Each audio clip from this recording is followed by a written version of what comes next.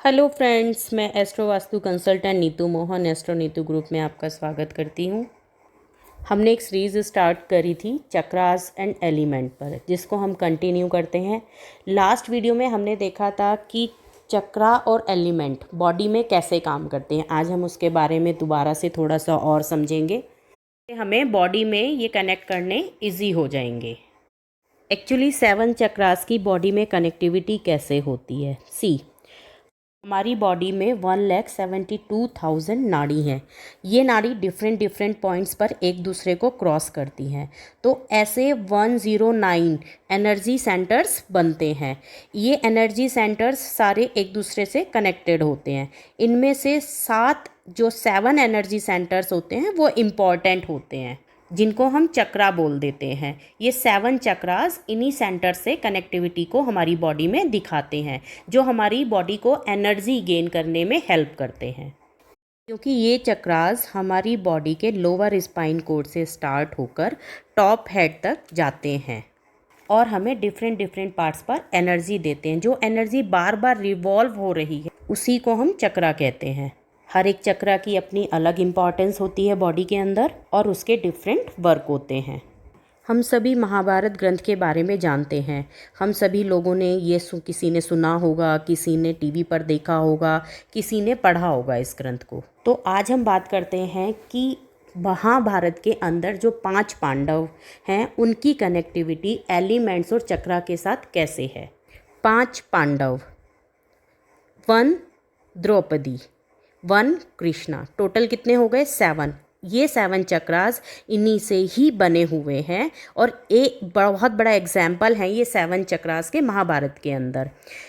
5 Pandav, Draupadi, Lord Krishna, इनकी connectivity 5 elements के साथ कैसे है इनकी बॉडी में, हम आज इस चीज़ को समझते हैं। सबसे पहले हम फर्स्ट चक्रा मूलाधार चक्रा से स्टार्ट करते हैं। मूलाधार रूट चक्रा। अगर हम मूलाधार को देखें तो मूल प्लस आधार, मूल मीन्स बेस, आधार मीन्स सपोर्ट, ये हमारे अर्थ एलिमेंट को रिप्रेजेंट करता है। ये मूलाधार चक्रा हमारी बॉडी की रूट है, बॉडी के सपोर्ट सिस्टम का बेस है।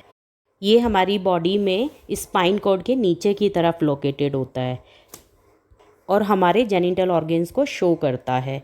इसका कलर रेड होता है।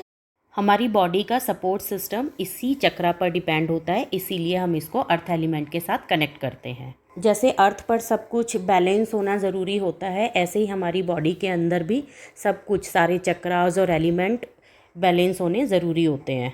इसीलिए इस चक्रा को बॉडी का मूल आधार बताया जाता है। हमारी बॉडी की रूट बेस स्ट्रॉन्ग होगा तो हमारी बॉडी भी स्ट्रॉन्ग रहेगी। कोई भी छोटी बड़ी बीमारी जल्दी से हम लोगों को पकड़ नहीं पाएगी, बॉडी में इन्फेक्शन क्रिएट नहीं कर पाएगी। रूट चक्रा बॉडी के लिए इम्पॉर्टेंस रखता है। ऐसे ही जो अर्थ एलिमेंट के लोग होते हैं उनकी बॉडी में भी अर्थ एलिमेंट को बैलेंस करना बहुत ज़रूरी होता है। कि हमारी बॉडी पर क्या इफ़ेक्ट्स होते हैं, success, stability, security, stamina, high blood pressure, constipation, ये सारे इफ़ेक्ट्स मूलाधार चक्रा के देखने के लिए मिलते हैं। और जिनकी बॉडी अर्थ एलिमेंट की है और वो एलिमेंट इम्बैलेंस हो रहा है, तो ये सारी प्रॉब्लम्स उनकी बॉडी में भी हमें देखने के लिए ज़रूर मिलेंगी। देखिए, महाभारत के अंदर 5 पांडव पुत्र हैं, 5 ब्रदर्स।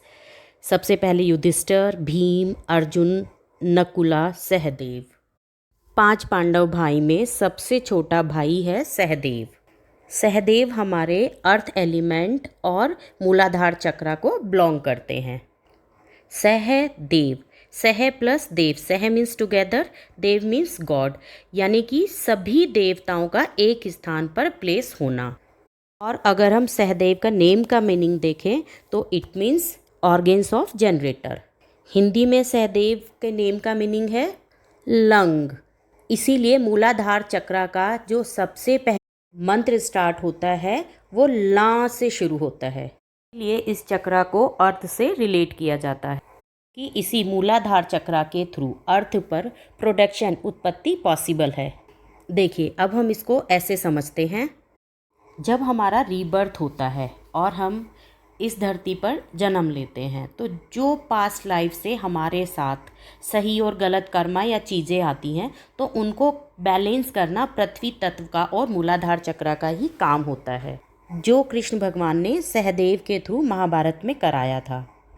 पास्ट, प्रेजेंट, फ्यूचर की अच्छी नॉलेज की वजह से सहदेव अच्छे एस्ट्रोलॉजर भी थे और दुर्योधन अपने हर काम की एडवाइस सहदेव से ही लिया करते थे। ये इनके 5 पांडव पुत्रों में सबसे फेवरेट भाई हुआ करते थे।